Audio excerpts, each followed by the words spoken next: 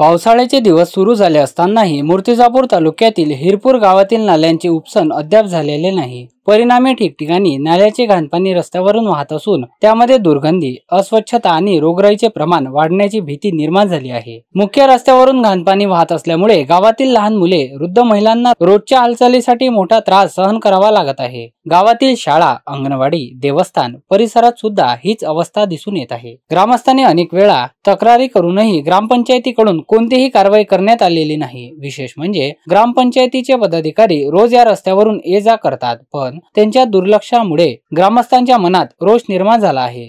हिरपूरचा मुख्य रस्ता आहे हा। जिल्हा परिषद शाळेचे लेकरं जातात लहान लहान। बरेच दिवस झाले म्हणजे एक ते दीड वर्ष होत आहे या नाल्यांना उपसलेलं नाही आहे, काही नाही आहे।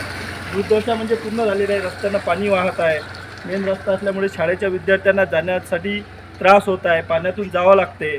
आणि बरेच वर्षापासून इकडे म्हणतात की नाली नाही आहे, संडासचं पाणी इकडे गटाराचं पाणी रस्त्यावर दरवाजासमोर सोडलेलं आहे पाईप आणून। आणि वारंवार थकलेलो आहोत, कोणी सांगितल्याने ऐकत पण नाही आहे। आणि घरी लहान मुलं आहे, वारंवार आम्हाला दवाखान्यात जावं लागत आहे। टायफॉइड मलेरियाचे लक्षणं दाखवत आहे। हे याच्यासाठी आम्ही कुणाकडे जायचं? वारंवार सांगून पण आमच्याकडे लक्ष देत नाही आहे।